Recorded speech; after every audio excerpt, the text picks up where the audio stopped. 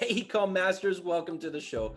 My name is Mike Weiss, Chief Community Officer at Dropified, and as a thank you for tuning in to the e-commerce mastery show, we've put together a special podcast-only e-commerce training just for you. Now, in it, you're going to learn the ins and outs of how to set up your own brand of products where you can literally put your own labels, brands, logos, and messaging over top of top-selling, in-demand, high-quality, high-profit products that are exclusive to supplements, CBD, skincare, and pet products. And here's the key: no minimum order quantities, no upfront inventory costs. And I'm going to show you how to do this in literally minutes. Now, guys, we refined these principles over the course of 5 years with working with over 100,000 of our own e-compreneur customers just like you. So to get immediate 100% free access, all you got to do is go to dropified.com/podcast-special, or you can just click the link below and you're going to learn exactly how we do this in just minutes. Thank you so much for being part of the Dropified family and enjoy the show.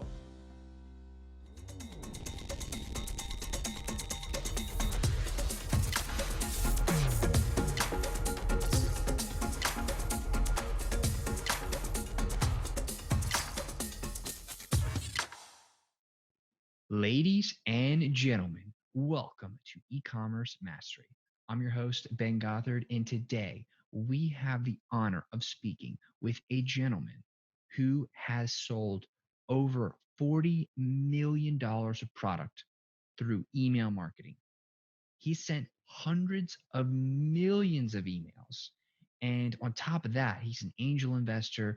He's scaled and built many different products, many different brands. He's basically in the e-commerce world in ways that most people don't understand after having built and sold a technology company in the music automation space. A man of many talents, the man that you need to be listening to for email marketing. Without any further ado, ladies and gentlemen, Chase Dimond. How you doing today, man? I'm doing well. Thanks, man. How are you? I am doing fantastic. I'm so excited to be able to chat with you today. And I would love to really dive into some of these fundamental things that you do that other people don't do, or maybe they don't do as well as you, that have resulted in all of your success. Before we get into that, I would love to hear your story of how you really got to where you are today. Yeah, absolutely. And thank you for having me. I'm pumped to dive in. So my background kind of in marketing and business is a little bit untraditional and different. So at the age of 13 years old, I was actually diagnosed with Crohn's disease. And for those that are not sure what Crohn's disease is, basically inflammation of the digestive tract. And it's looped under IBD, which is inflammatory bowel disease. So 13 years old, got sick, was sick for a year. The reason I was sick for a year is because there was such little awareness of this disease that I kept getting misdiagnosis after misdiagnosis. So after, I felt better, finally could feel okay. As a 14-year-old, I wanted to take it upon myself to be like, how do I help impact others that are newly diagnosed, right? And the biggest thing is through awareness and fundraising. So from 14 to 16, I got involved with this charity called the Crohn's and Colitis Foundation, putting on walks, doing guerrilla marketing, right? Doing all these different things in the community. And we were able to raise tens of thousands of dollars and impacting thousands of people, right? So that's really how I got into marketing. It's just the fact that I got sick. I wanted to let other people know about this disease. So if they had friends or family or themselves that had these symptoms, they could get help and have, a diagnosis in a week, in a month versus a year. So that's kind of how I got started, way back when. So moving from that experience, how did you get started really into entrepreneurship, more of the for-profit section? Yeah, so in college, I paid for my school, so I was working internships and jobs. Probably had 6 to 8 internships and jobs throughout college. More than anyone I knew, and I just kept trying SEO and social media marketing. I kept learning all these facets of marketing. I really fell in love with email marketing, and email really was the thing to me that felt super personal and super scalable in a way that was really differentiated. It was something then, and especially something now, that people don't think as necessary or sexy. So I just saw the opportunity to kind of, for lack of a better word, exploit this offering, right? To be able to do something that other people are kind of sleeping on. I went to work for a couple companies. Those companies got acquired. I just saw, the success that these founders were having. was like, man, I want to be those guys. I don't want to be the guy that's working for them. So while I had some of those jobs, I was, building agencies on the side. I was building kind of this side hustles, right? I had this dating site that went viral called Burning Singles. We acquired it within a few weeks of it launching, and then it ended up getting 2-3 million people to the site in a couple months. I noticed that there was a trend in the Instagram automation space. And I noticed that all the companies were approaching it kind of from a very general level. Everyone was speaking to everyone as a whole. And I saw the opportunity to really niche down. There's a saying that someone said, I don't know who said it, but there's riches in the niches, right? So I basically took the exact same service and tool, but branded it for musicians. And I went to SoundCloud, aggregated a list of people on SoundCloud, and just started sending cold emails, and was able to scale that pretty quickly. That's amazing. So you basically built your technology company by niching down and then leveraging email and cold email at that to reach all the musicians on SoundCloud. That's awesome. Thank you. So I was doing a lot of cold email kind of early in my career, doing a lot of community building through cold email. I built an ed tech product that we acquired, hundreds of thousands of students on college campuses, literally going to college directories and sending cold emails to students at those universities.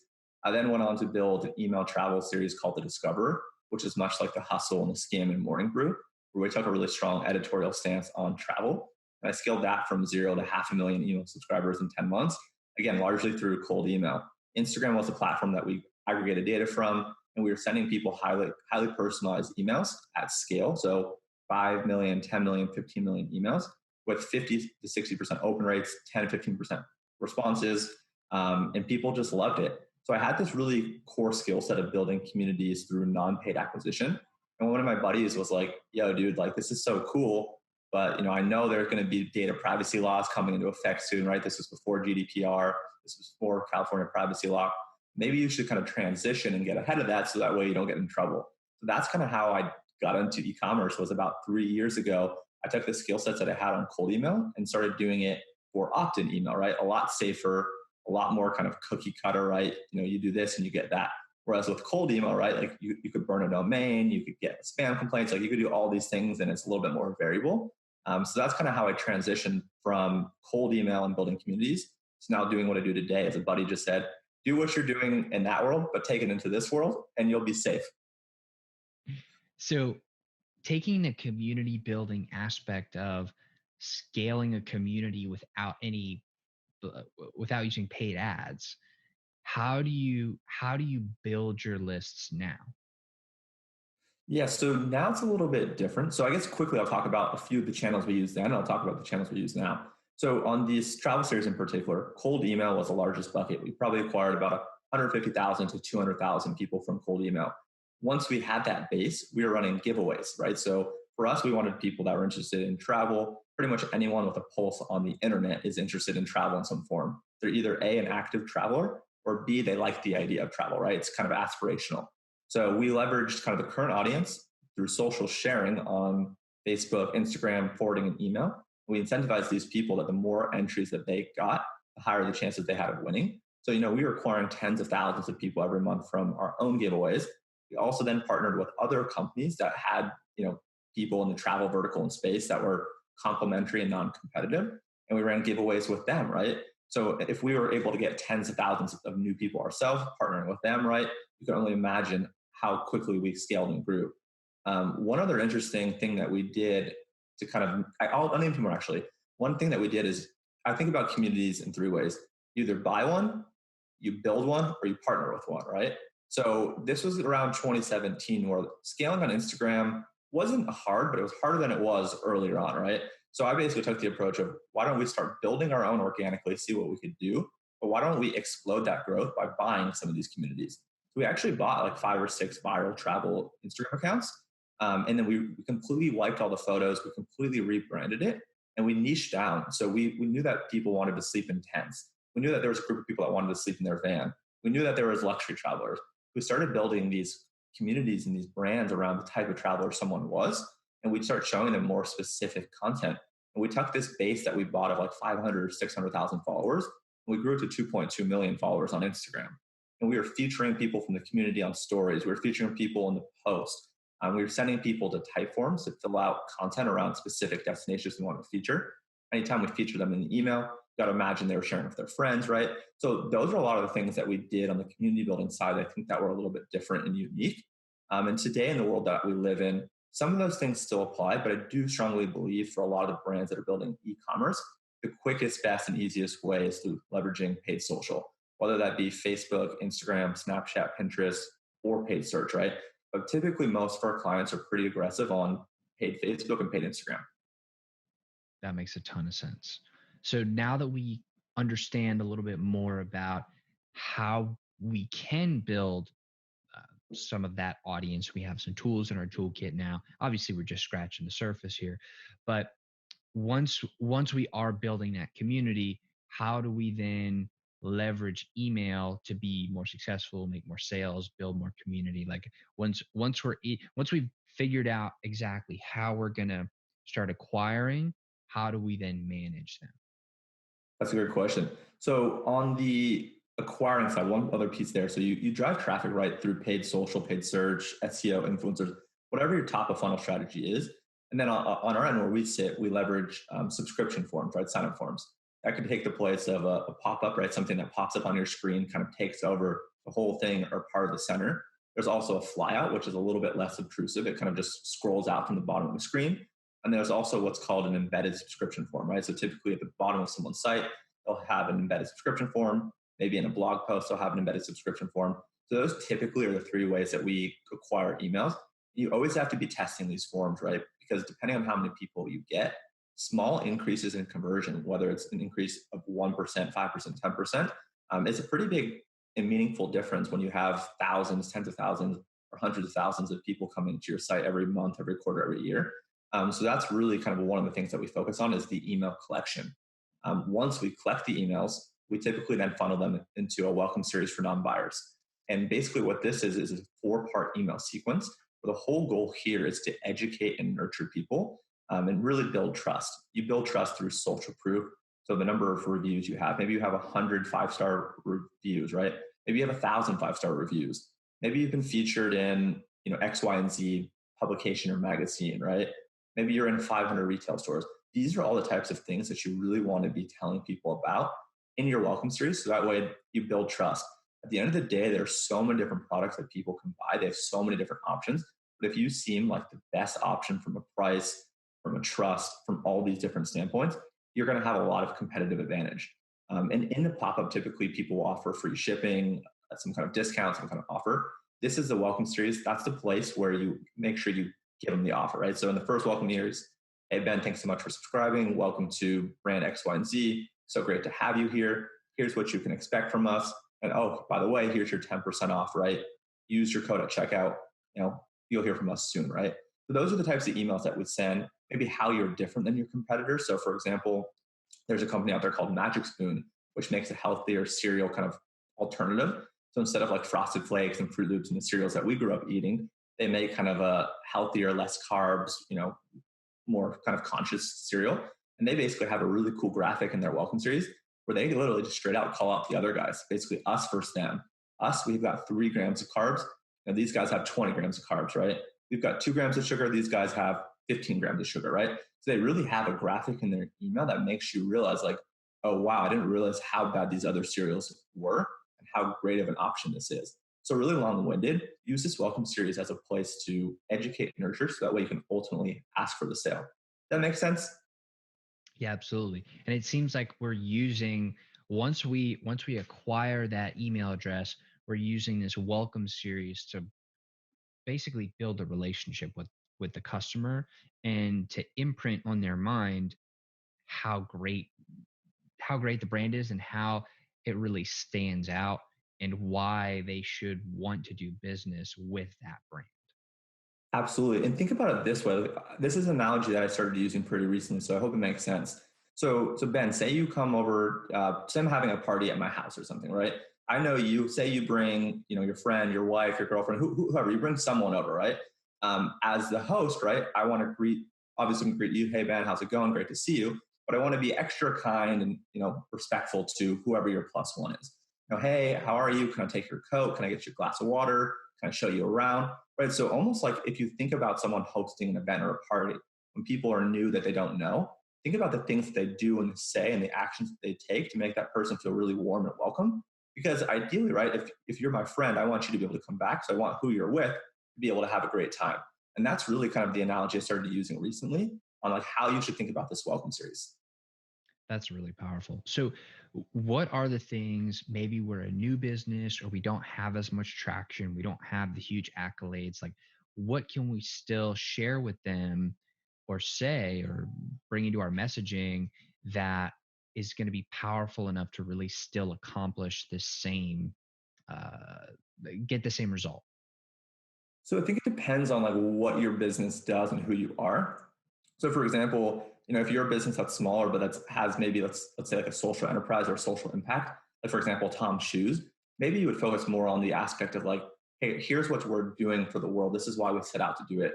But I think getting people to buy in on like the mission, vision, on like who you are and why you're doing this and why it matters, I think that's really powerful. At the end of the day, people want to buy from people, right? So if you can come across relatable and personable, either you as a founder kind of giving this messaging or you as a company, if you embody the things that your audience embodies as well, I think it's just really important to share those types of things. So and I think it's okay to be transparent early on of like, hey, we're early in this business, we started it for these reasons, here are some of our aspirations.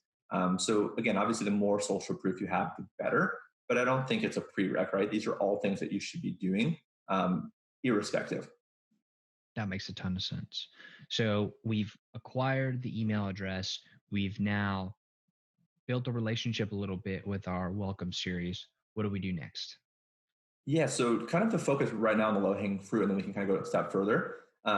Welcome series is one of the 3 emails I think you must have as kind of one of your core automations.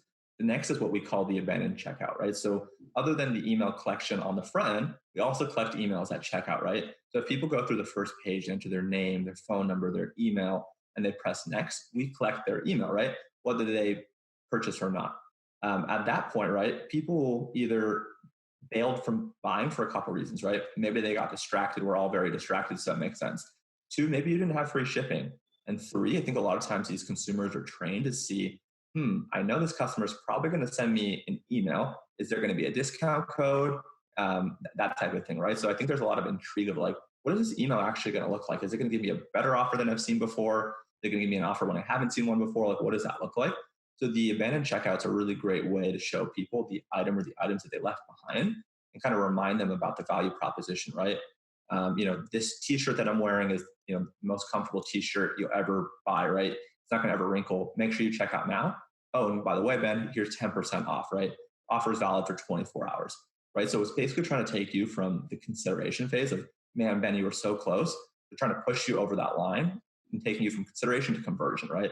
So basically reminding people of the item or the items left behind, using any kind of social proof. If you don't have any social proof, that's okay. Just let people know about the value of your product or your service. Hi there, eCom Masters. Mike Weiss here again with a friendly reminder that you've unlocked access to our exclusive podcast-only training on how to create your own supplement, CBD, pet, or skincare brand in just minutes, where we're going to break down from A to Z exactly how to put your own design on top-selling products and start selling in just minutes. It's incredible. Now, the principles that you're going to learn are exactly the same principles that we've used with our customers who did over $2 billion. That's right, with a B, $2 billion in sales last year alone. You cannot afford not to take me up on this free training. So to get immediate 100% complimentary access, all you got to do is go to dropified.com/podcast-special, or you can just click the link below in the show notes. I will see you soon.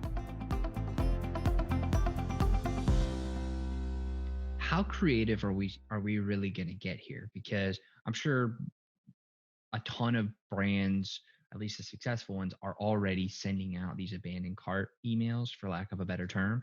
So how do we differentiate ourselves there in a way, or maybe we don't, maybe we just kind of stick to the formula? Like, what's the best way to go about that? It's really situational. So it depends. Like if your brand is kind of like funny and witty and clever, right? Like you could do some pretty bizarre things. One of the brands that we were working with for a really long time is called The Chive. They're the men's millennial site. And they have an e-commerce business called The Chivery. And they're so out there and funny and fun that, we were doing some pretty ridiculous, like from names and some pretty ridiculous subject lines. And again, it was all related to the copy. It was all very on brand. But we were doing some pretty funny things with like one of their employees of like, hey, our employee Mac is going to steal all your stuff if you don't, purchase, right? So we were kind of using humor and wit and personality in these emails to really speak to our audience. Outside of that, right, if your brand is kind of just standard and it's not really defined in terms of how you communicate, it's not serious or it's not funny. I think in this case, just keeping it simple, right? So I'd have one or two emails. Ideally, they're kind of graphics that have the images and kind of some substance to it. And then typically the last email in this sequence, what we'll do is we'll do a plain text email from like a founder or a community manager, just really checking in like, hey, Ben, I know my team sent you a few emails over the past few days about items X, Y, and Z or items X, like whatever it is that is in your cart. Wanted to see if you had any questions, feel free to shoot me a reply, right? So that's kind of the hybrid of content that we use is, let's show things that are graphical, that are interesting, that are engaging and exciting. And then let's follow up if they don't purchase on any of those emails with a more plain text kind of heartfelt message, just trying to get a reply. Perfect. So we have our welcome series. We have our abandoned cart. What do we have next? So the last one to kind of round out the core, again, obviously there's a lot more and I'd be happy to go into anything else after, but it's kind of some simple post-purchase, right? So, right away, a day after, however long after, you have to say thank you to your customers for a purchase, right? You want to say thank you to a customer that purchased for the first time, a little bit differently than you want to thank someone that's repeat purchase, right? Someone that purchased from you first time, right? You want to really express your gratitude and maybe talk about like, this helped make my day. This is what it means for our company. This is why I did it, right? And then if someone buys again, it's like, hey, thank you so much for buying again. We really appreciate the continued trust and value and support that you've given us.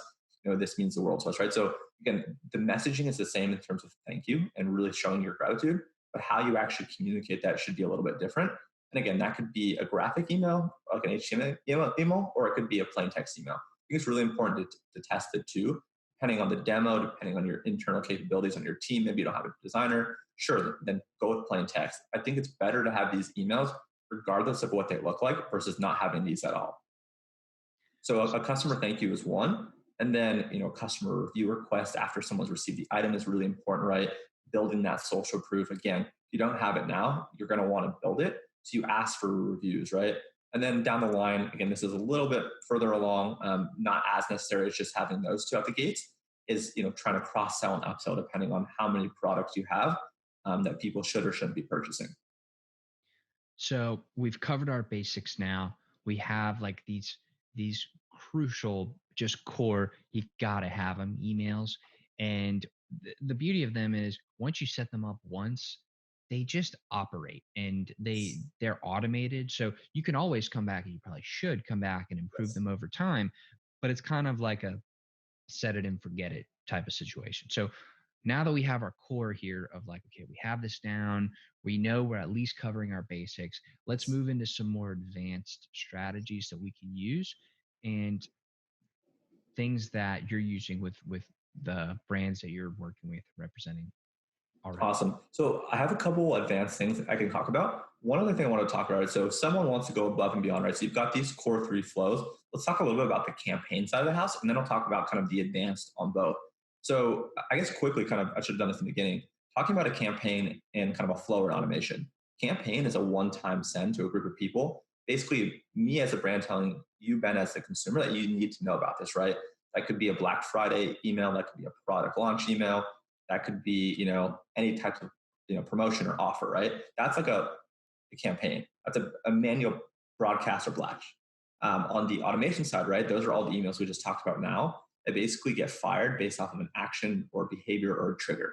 So again, someone having entered their email into a pop-up, that triggers a welcome series. Someone on your list that adds to their cart abandoned checkout, right? That fires the abandoned checkout. Someone that purchases, right? That triggers the post-purchase, right? So those are the two sides of the house. Again, we went through the kind of automation side on the core.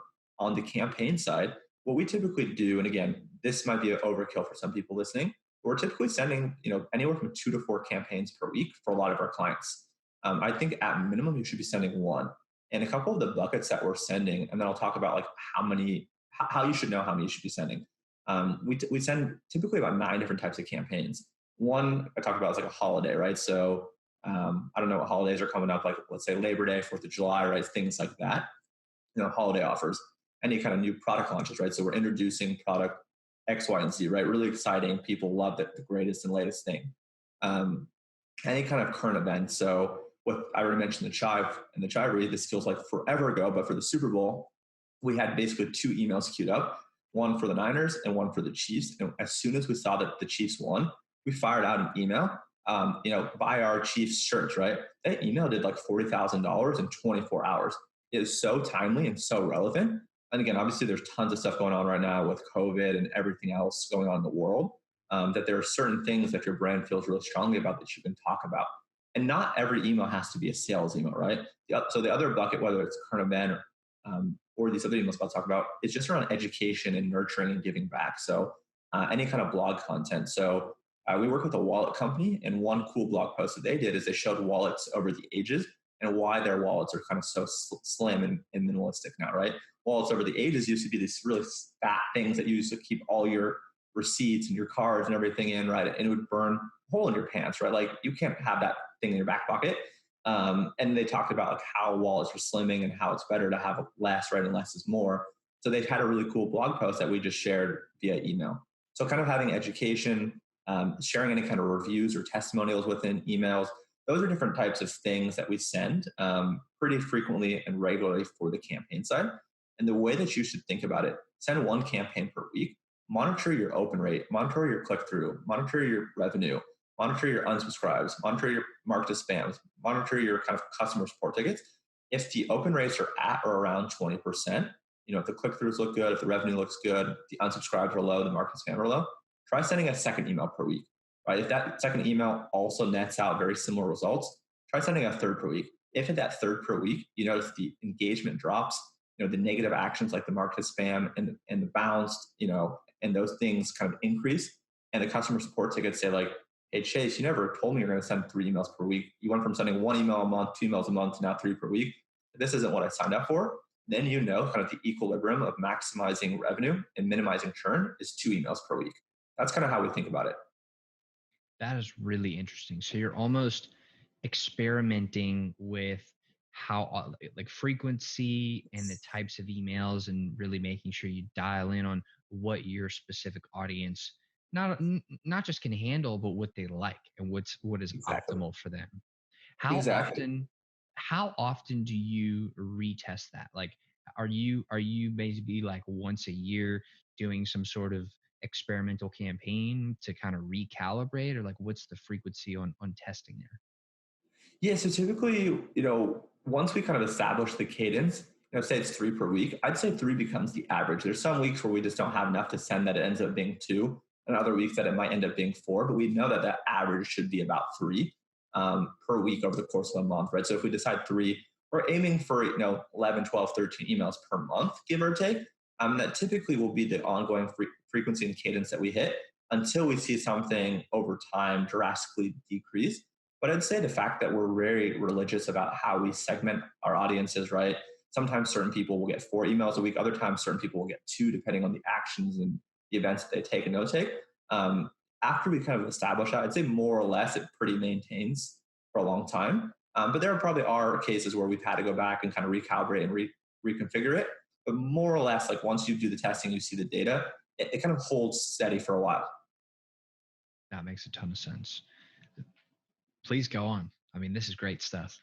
Yeah, absolutely. So, all right. So we talked a little bit about the campaigns. We talked a little bit about the flows, and then kind of some of the more of the advanced things I'll start talking about now. I guess starting with sign-up forms again. So within the forms, I basically look at forms on a website almost as like billboards on a highway. And what I mean by that is you could send different messaging to different types of people on your list. Just like if you have like a digital billboard, right? When you drive by a billboard one time, it might say ad for Ben. The next time you drive by, it might say ad for Chase, right? So depending on when and where and how and what people are doing will trigger, right? Different areas that has different types of messaging. So what we do basically is we'll create segments of people and we'll show people specific forms. So I'll give you 2 examples. One example is, say someone purchased from us for the first time in the past week. Again, obviously they're going to get the email that says, thank you so much for your purchase, but we'll have a little kind of pop up or a little type of kind of fly out on the website. The next time you come back in that week, it just says, hey, thank you so much for your recent purchase. It made our day. Really, like that's it. basically just a message that kind of just confirms like how much it meant to us. And no one's really doing that. So that's one example. The second example is basically you have, well, I use a platform called Klaviyo for my email. So this might be too specific to them. If so, I'll give another example after. They basically have this predictive analytics on how likely they think someone will purchase in the next 2 weeks. So we basically build this segment of these 1,000 people are most likely about to purchase in the next 2 weeks. And we'll basically have a very special offer that we won't give out to anyone else shown to these people if they in fact come back to the website during those 2 weeks. Because wow, it's like Klaviyo's technology is correct. They're back on our website probably for a reason. Maybe they saw an ad, maybe they just were about to buy. And we'll show that specific segment of people. If we're normally giving out 10%, maybe we'll try giving them 15% off. And we'll say this offer is only valid for 24 hours, right? So we're showing that specific group of people, that segment. That example might be too specific. So one other thing that we do to kind of make it more general that someone could do is every single list, right, has churn. Every single list has people that have gone from being super engaged to just kind of dead and unengaged, right? We'll basically take that subset of people before we actually delete them or archive them or suppress them from the account. And we'll go and run them ads. We'll basically show them ads to try to get them back onto the website and almost allow them to re-opt in. And then when they re-opt in, instead of sending them the welcome series for non-buyers, they've already received that. Whether they've opened that or not, it really depends. We'll almost show them kind of like a welcome back type campaign, almost like a customer win back of sorts, where it's like, hey, since you first signed up for a list, these are the things that you've missed recently.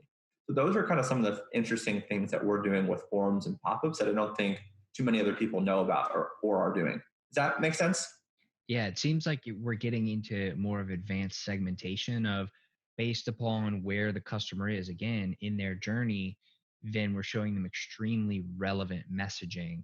And whether it's showing a better deal to people who are more likely to buy, or doing more of a win back for people who were about to not throw away, but like we're about to archive or unsubscribe them anyways, we might as well try to win them back, like a last ditch effort to get them re-engaged into the brand.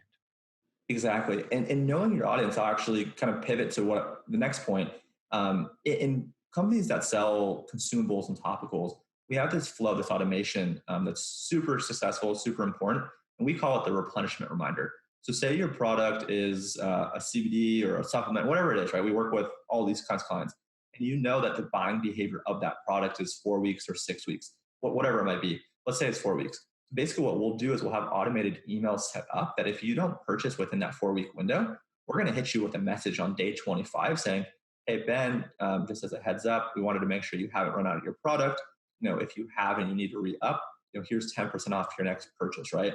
And we'll try to get you to kind of get in the habit of reordering one-offs, right? And as we have people ordering one-offs multiple times, if a company has a subscription, then we'll push people towards the subscription, right? So getting someone to buy once doesn't necessarily mean that they're the best fit for a subscription. So we use this replenishment flow, again, automating reminders to people to rebuy. We'll have like 2 or 3 emails, maybe day on 25, day 30, day 35. At any given point in time, if someone does purchase, they won't receive the subsequent messages, right? They could receive 1 email of the 3 and then be done because they bought. They could receive 2 of the 3 and then be done, or they could receive all 3 and maybe they still haven't bought. But if the people do buy and they buy a second or third time, we'll then go to a subscription flow. Great. Ben, I've noticed you bought from us 3 times in the past 3 months. Wanted to let you know that it might make your life easier if you just subscribe every single month. We'll send you the product. You don't even have to think about it. And oh, by the way, by subscribing, you end up saving as well. So those are kind of 2 things I think that might be relevant to your audience. That makes a ton of sense, especially in the supplement and the CBD and the skincare niche for all of you lovely people out there in those niches. So I know that you are really an expert in especially the CBD market. So what are some of the things that are working the best right now for you? Because so many people are struggling with that and they just don't know what they can do, what they can't do, best practices. Let's niche down, niches in the riches. Let's get super specific for those people and provide some massive value there. Yeah, CBD is tough. We work with a lot of public companies. We work with some fast growing companies, and it's tough. Doesn't matter how big or small you are, right? It's hard.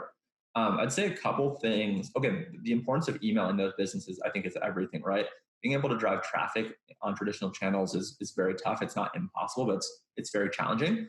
So leveraging your community and your audience is super important. So with those audiences, we look to build referral programs, right? So how can we incentivize these 1,000 customers to help us get another 100, 500, or 1,000 customers, right?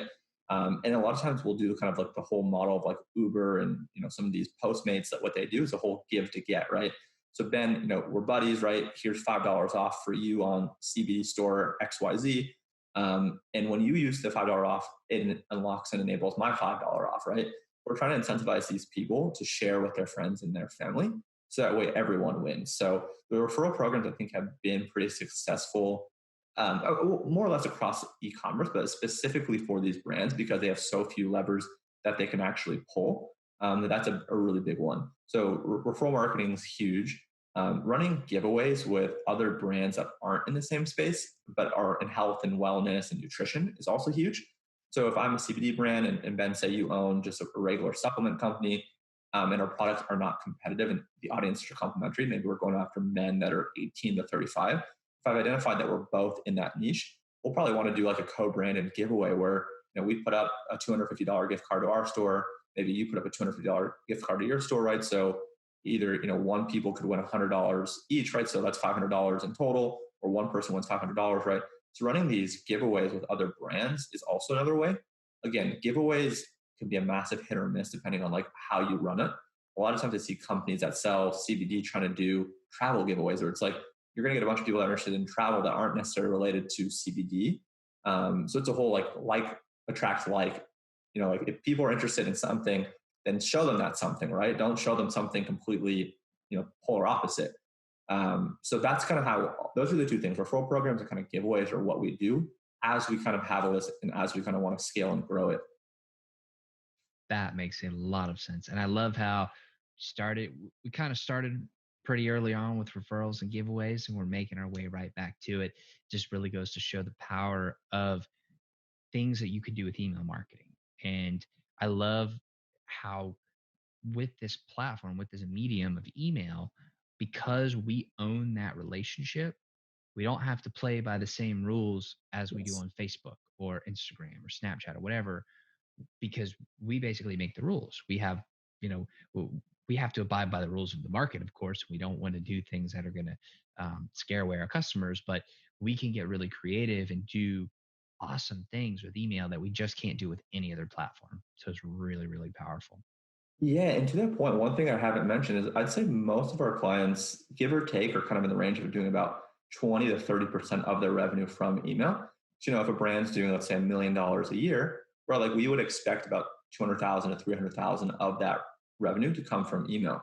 So it's a really profitable channel. And to your point, you own it, you can control the messaging. So it's definitely one I think that brands should be investing into if they're not already. Wonderful. Well, Chase, I do want to thank you very, very much for your time, and I want to be respectful of it. So I'm very grateful that you came on to the show today. I really do, again, appreciate your time, everything that you've shared, and for letting us see into what's really working now with email and how we should be thinking about it, how we should be approaching it. So thank you very much. Where can people go to learn a little bit more about you, get a little bit more involved, and take the next step? Yeah, absolutely. And I appreciate you having me. For me, Twitter's the place. I joined Twitter a couple months ago and I'm obsessed with it. For people that are kind of in the e-commerce direct to consumer space that are interested in that, there's a lot of great people on Twitter sharing tons of great content. So my handle is just eCom, ECOM, Chase Dimond. So there's no A in Diamond. So eCom, Chase Dimond. So I appreciate it, man. Absolutely. Thank you. And to everybody watching and listening, thank you very much. Get on those email things. You have some action items here. If you don't remember what they are, go back and listen, take some notes, make sure to get your core, and then start to move your way into some of the more advanced tactics. So thank you again, Chase. Thank you, everybody watching and listening. I will see you on the next episode. Thank you. Hello again, eCom Masters. Mike Weiss here again with a big thank you for sticking with us to the end of this episode. I know how valuable your time is, and I want to congratulate you for setting yourself apart from the pack by investing your attention into this podcast. Now, make sure to maximize this time by taking notes while it's still fresh. listening to the episode multiple times if you need to, and implementing what you have learned right away into your own business. Now, if you're looking for a little bit more training and want to learn the step-by-step methodology that you need to build the e-com business of your dreams, I want you to join me for an exclusive invite-only training that I'm only giving specifically for podcast listeners. Now, in it, we're going to share the secrets of what we've used to scale Dropified into the 2019 55 fastest growing company in America. You will not find this information anywhere else, guaranteed. To get immediate 100% free access, all you got to do is go to dropified.com/podcast-special, or just click the link below and in the show notes, and I will see you on the other side.